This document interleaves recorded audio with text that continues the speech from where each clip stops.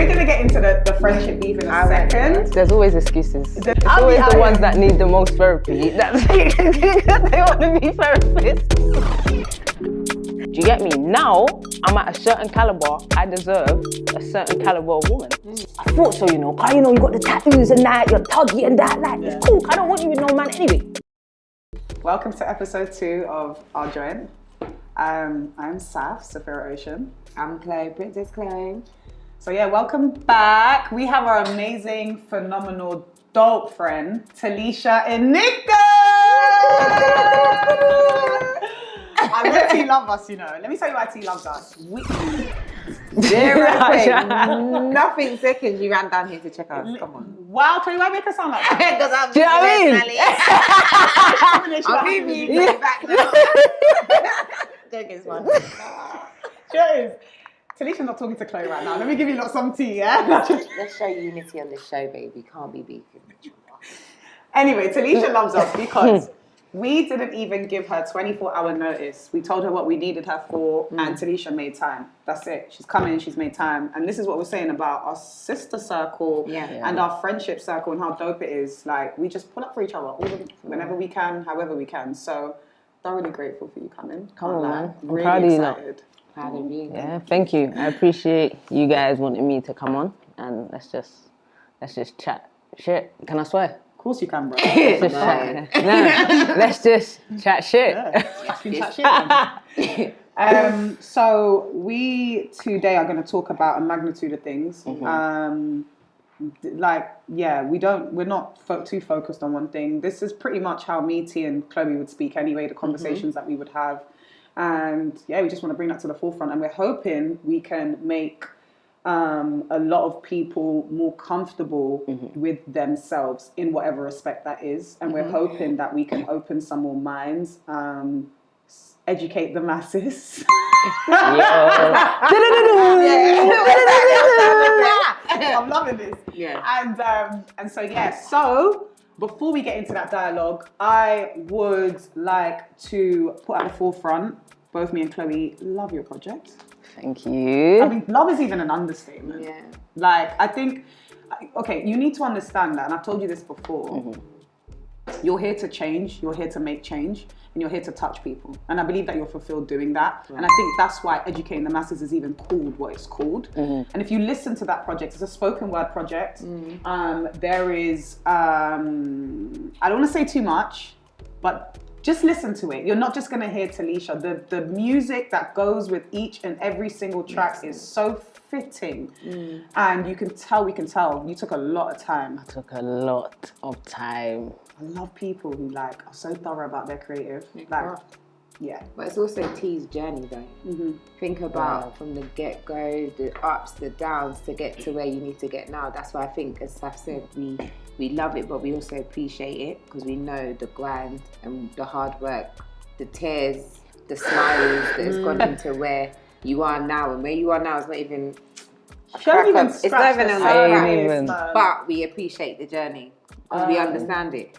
You've performed a couple of your pieces at a few major events.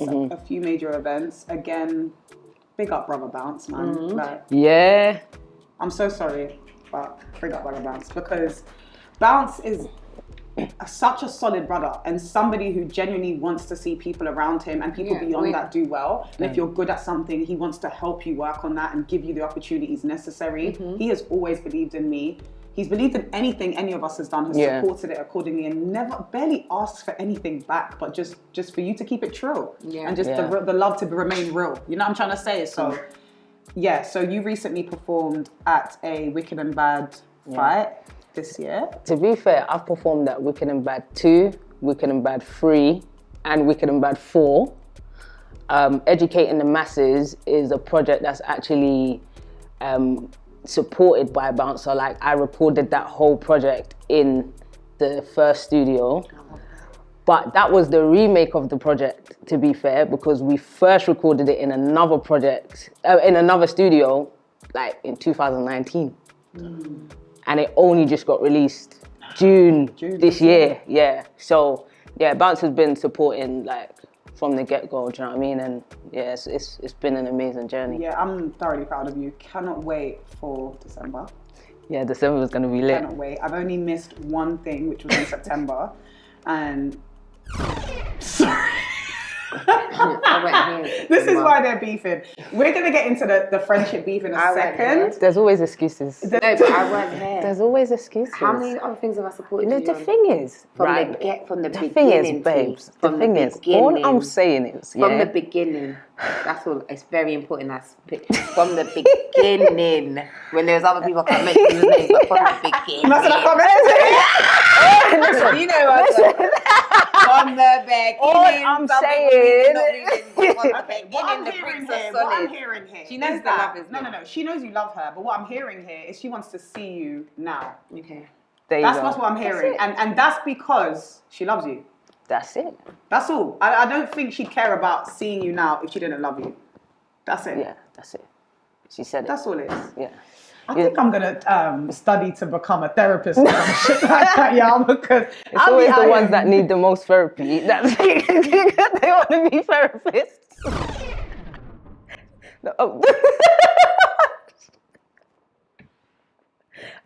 So after this topic, you fuckers, you fucking bastards, bruv.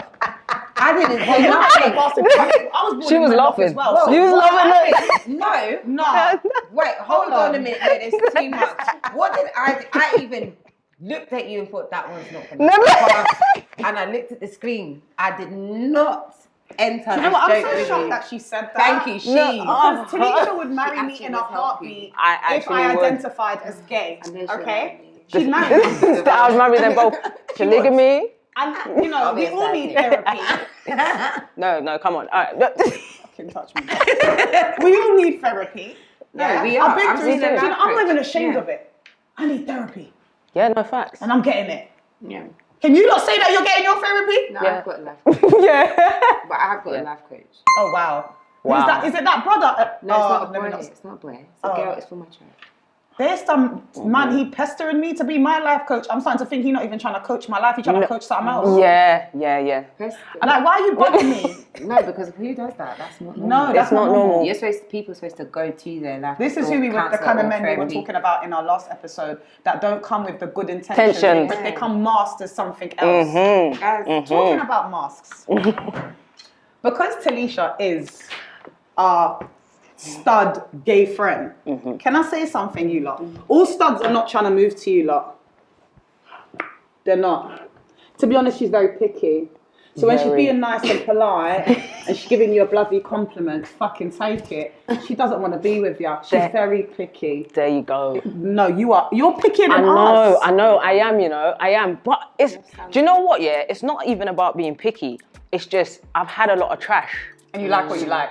And I know exactly. And you see me, yeah, it's like I now know the standard of woman that I deserve.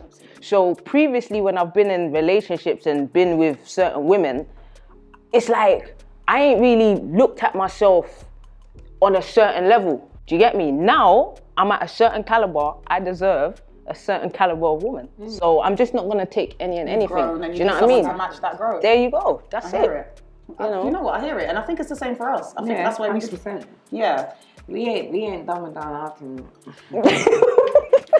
Guys, we have a standard, and we're not going to change it. And do you know what? I've tried to be the girl next door. You know. Yeah. As you get. I've tried. No, I'm getting triggered now. I've tried it. It doesn't work for me. What happens is they get complacent. Right? People get complacent. T. So then, what would you say are the biggest challenges you currently face dating? Do you know what, yeah? If I'm honest, is that women want to get with me very quickly. I mean, in 2 weeks, 4 weeks, 8 weeks, they want to be in a relationship with me. Oh, okay. And no, they get that. Yeah. I'll be dashing it out. Yeah. I'll be dashing it out. She said she'd I'll be getting the things. I'm good with getting the things, but I'm not good with the relationship. She's a converted girl from man. I know. I don't know. How much were you talking about the show? Okay. It's on the table now. No, obviously, listen, right? 20s, I was moving mad. Okay. Do you get me? 20s, I was moving mad. And she good. There are worse ones than her. There's worse ones that we all have access to. They're mad. They must be chaos. Yeah. They're the mad thing. They're the maddest thing. They're mad. You're even the good one. I'm the good one, right? But it's like I'm having that issue now with dating. I feel like now we're at a certain age where people, like, well, girls, you know, they want to settle down. They want marriage. They want all these things. Exactly. But it's been happening. I mean, I could meet a girl and, you know, it's nice, it's vibes, we're doing our thing, and then 2-3 weeks, it's like, yeah, so where are we? Sorry, what? sorry, what? I don't even know you. So what are you saying? You don't mind going down that path, but they're just doing it too quick. They're doing it too quickly for me. So because did you hear that, girls? You're doing it too quick. Slow it down, and she might wipe up your. But what happened to courtship? Like, what happened to dating? Like, you know, and just like taking your time with it. Like, we all want to get married. We know the time. We know, guys, we're in our 30s. Like, we're in our early 30s. So I get it. But I'm not going to meet someone and then expect the turnover for marriage or commitment to be, you know, 2 weeks to a month. I actually would prefer to get to know somebody over a period of time. You know, one, I've learned from my past. And 2, I'm an adult now. Like a whole full-blown adult with an 11-year-old son. So for me, you know, I don't date for anything less than commitment and marriage. If that's not where and I don't date anyone that I don't see that potential in. Do you see what I'm trying to say? So, one, I can't stand when people waste my damn time. I told you already, I box. Stop playing with me. Secondly, I'm not even ramping. Anyone that's dealt with me knows I don't ramp. Honestly, my block list is brazy. And then people still be calling me on second, third numbers in private number. Give it a rest.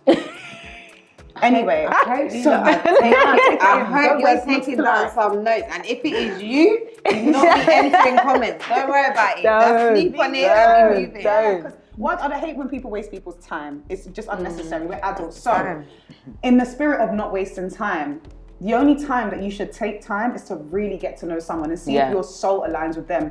Your morals, your beliefs, your principles, your wants, your needs. Have you seen them on their worst day? Do you know how they operate on their worst day? How will you handle them on that worst day? Are you compatible in that respect? Financially, what are your... Guys, I'm so sorry. People that think that relationships can thrive off love is mad. Don't get me wrong. Important element, yes. For me, what's more important than that is respect. See if a man respects me, trusts me, and is playing his role accordingly, that is love to me. That is love. You're holding me down. I don't need that I love you. I don't need that you're beautiful every day. I don't need the gifts every month. I need somebody to really be a thorough person that at our worst, at our best. So how do you actually establish that if you've not taken the time with someone? Lived with them, traveled with them, you know, owned something with them. This is the problem. And then I get told that I'm too picky. But the reality is, like, I'm not trying to rush into anything because the person that I want to, you know, build a foundation with and build a life with, like, I need to know you. I was on Twitter and a woman said and a woman wrote, oh, you know, if a man doesn't want to be in a relationship with me after 6 weeks, then I'm locking him off. If we're talking every day, 6 weeks, he should know where we're at. And I said, okay, so what if on the 7th week, he starts beating you? Then what? Because I feel like that's way too rigid. You can't know someone in 6 weeks.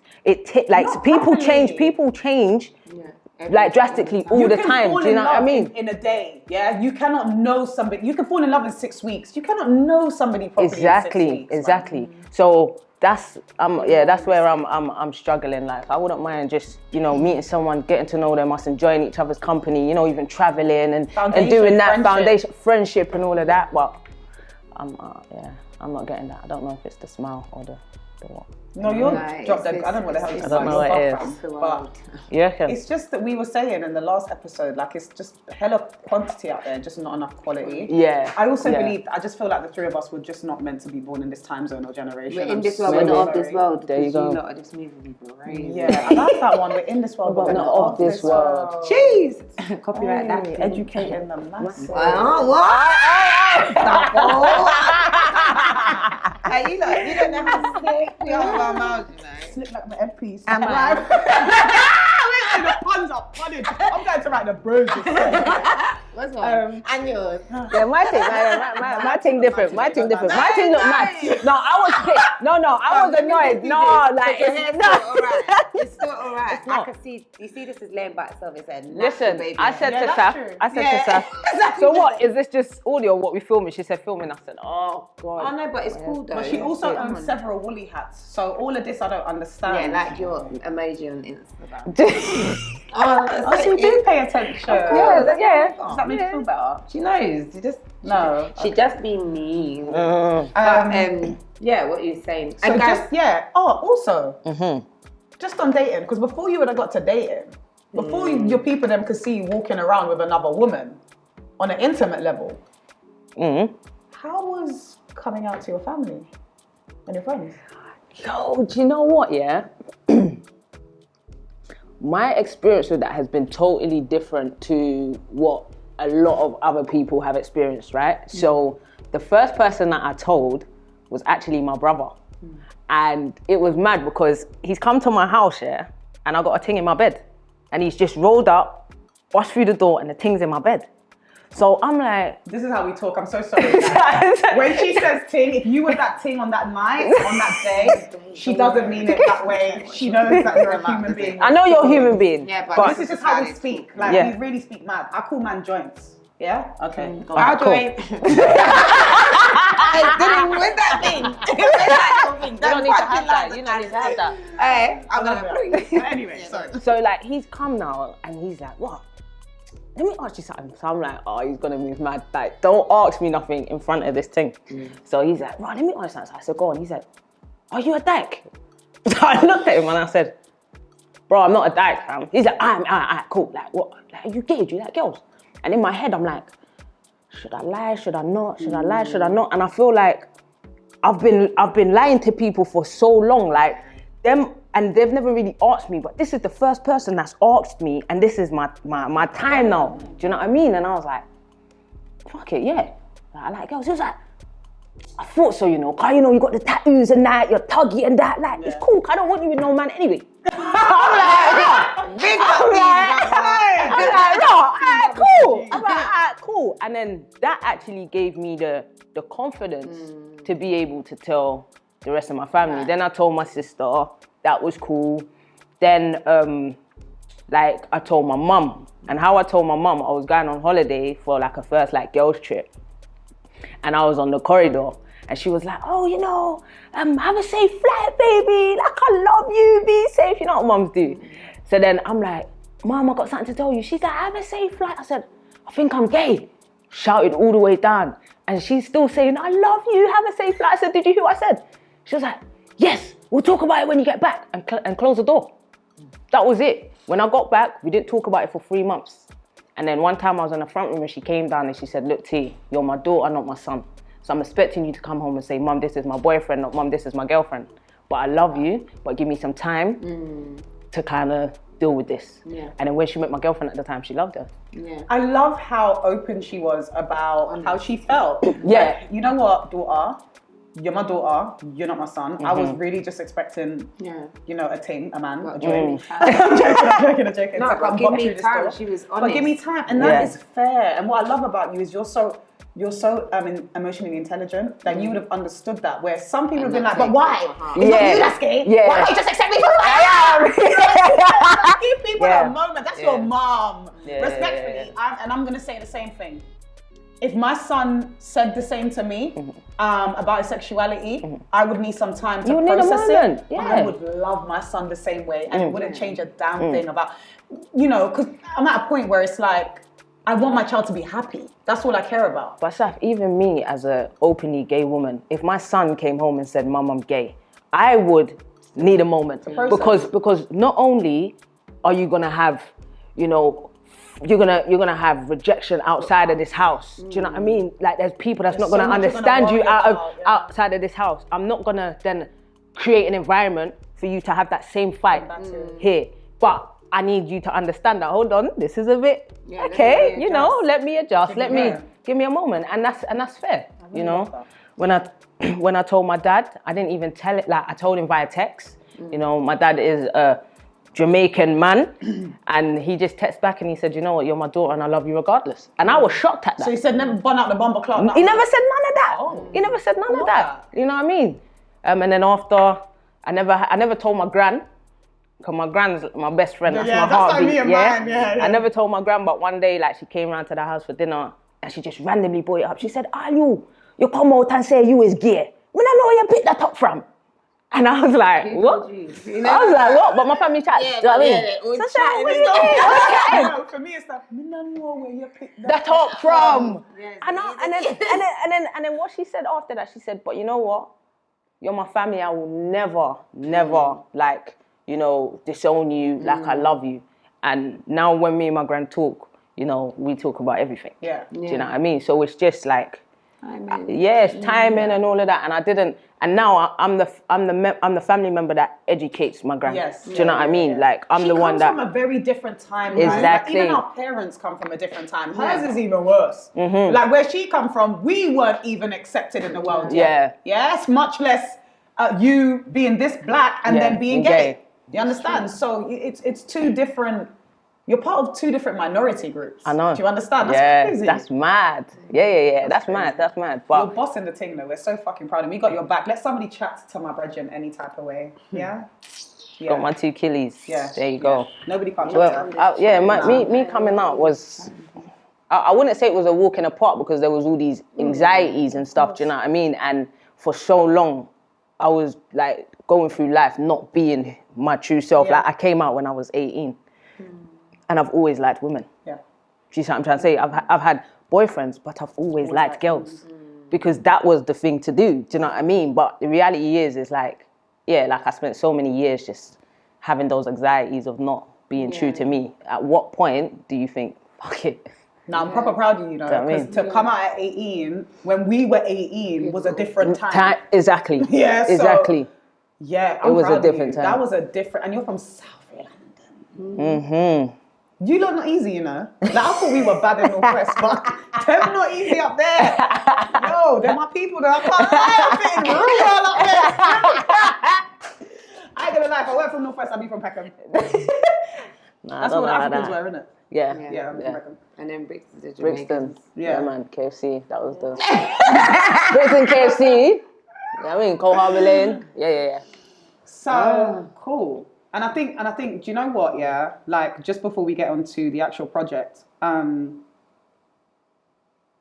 back to just like your experiences. So that was your experiences with your own family. Mm-hmm. Would you say you've had any prejudices outside of the home that you've had to tackle? How you've overcome it? I hope first and foremost that Telicia's response, her family's response to her coming out, and being honest about who she is and her sexuality. I hope that, you know, more families can react in that way, you know, to their family members. So yeah, that's amazing. You know what I think it is? Yeah, I think like love can truly win. Do you see what I'm trying to say? Because the reality is, I feel like a lot of people don't like gay people because they put their mind in their bedroom. But the reality is, what I choose to do in my personal life does not change who I am in terms of as a character and as a person. Do you know what I mean? As long as you're not knowing Jeffrey Dahmer stuff, I'm cool with it. There you go. And what you realize, like a lot of people hate what they don't understand, innit? So if you're not willing to be educated or even understand or try and understand it, it's like you're always going to be ignorant. Now, I'm just lucky that my family is like, they love me more than who I'm laying down with. Do you know what I mean? And yeah, I wish other people had that same experience, to be honest. Yeah, man. They don't, but I wish they did. Well, we pray and hope that the world becomes more open and accepting of people. There you go. Just mind your business. Yeah, mind your business, because we should be focused on the rapists and the paedophiles and the bad people out there, not people who are minding their damn business and living their truth. And loving who they love. Absolutely. Boom! So, educating the masses. Educating the masses.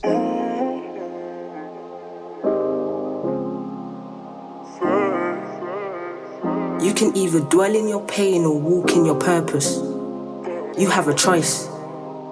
Many people fall victim to their own circumstances, forgetting that there is strength in vulnerability. We all go through hardship to some degree, but sometimes it's better to use a bird's eye view to see.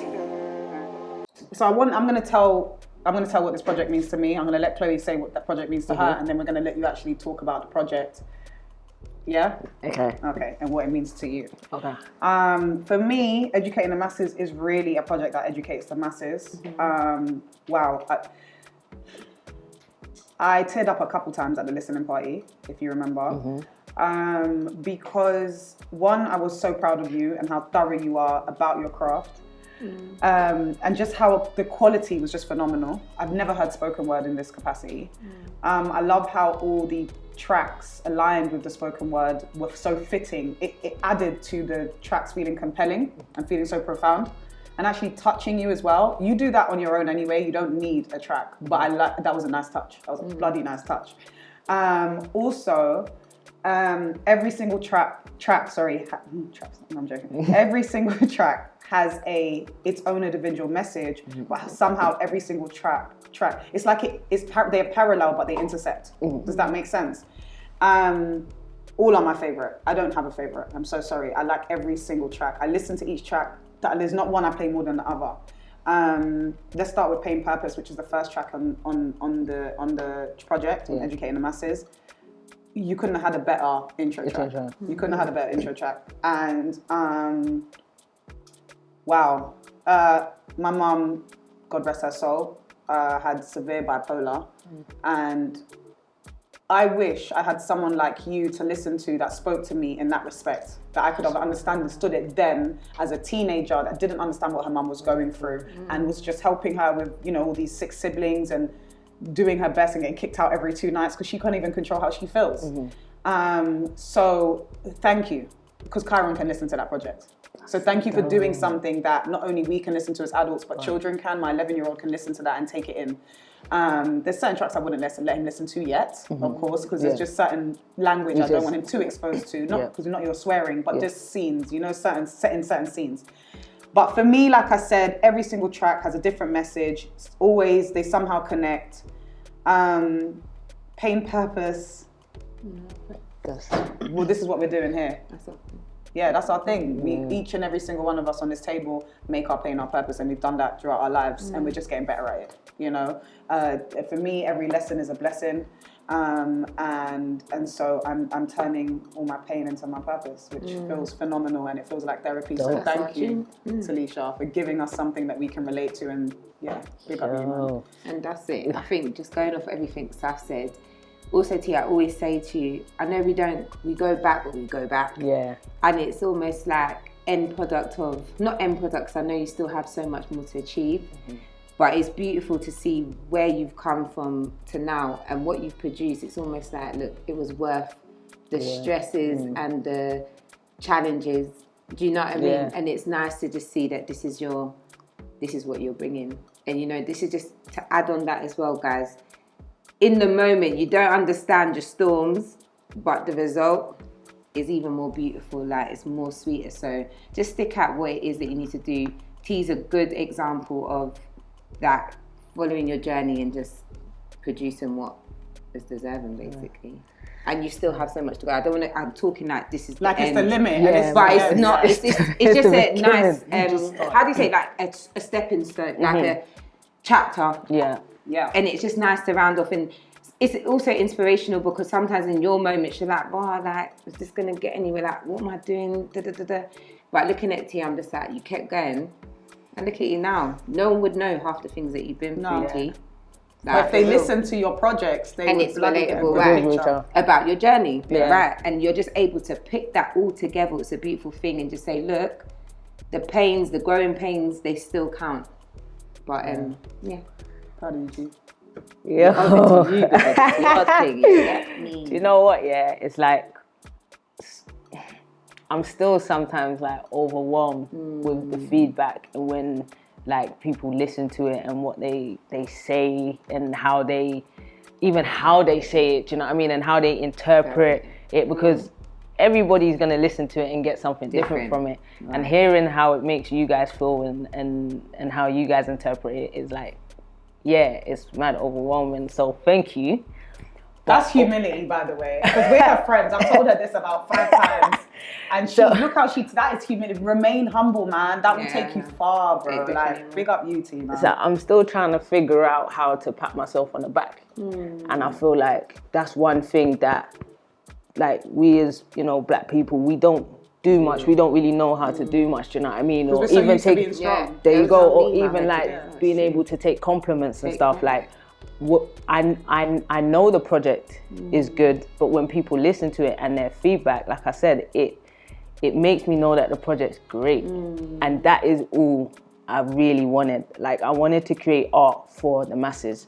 At first I was creating art for my community or even for myself, but now I'm creating art on a level where the guy down the street can resonate with it. The guy in Hollywood can resonate with it. Do you know what I mean? The masses. People from different walks of life. So, it's definitely the beginning. If you haven't listened to it, go and listen to it, because you can definitely get something from it. Absolutely. And it's just the beginning. So I'm glad that you guys just the beginning. That's the I know. I'm so excited for more. Like, I want to say more, but I'm not allowed to. But anyway, I can't say more. Pick up. Next year's gonna be a year. Yeah, we're gonna be featuring Pain. Yes. Purpose. On this show. Some of, probably not the entire track, but some of. And we would absolutely be doing our best to make sure, brother, we didn't know about all this copyright stuff. Well, we do know about copyright stuff, but we'll be doing our best to feature, you know, not just our peers and people that we know and friends and family, but also people that we up and young and whoever, you know, underdogs, as you said. We want to be the voice of the streets. No, I'm joking. The voice of the streets. Well, I'm the voice you can trust. I'm the voice you can trust. No, we just want to create that space. Yeah, that safe space. So, thank you so much for joining us again for the second episode of our Join. The table not going to look so dry next time. I just want you to know that. You know, that's why I see the body are dry. My ankles ain't dry. Okay, that's not what I was going to say. I was going to uplift all of us. No problem. Oh, sorry. Sometimes tear each other down to build each other back. No, I'm joking. Don't do that. Don't do that. There was so much. Now she shook. We just, hold on, respectfully, she coming here cussing Chloe out, so don't even try it. Okay, I did. But maybe we should. Why you got a Karen voice on? But did she call me Karen? Did she call me Karen? All right, guys, thank you so much for joining us. We love you, Telicia. Do you know what? Yeah. Because I ain't forgotten still what you said about me needing therapy. I ain't forgot about that. But I love you though. Let's get the violins out. Okay, bye.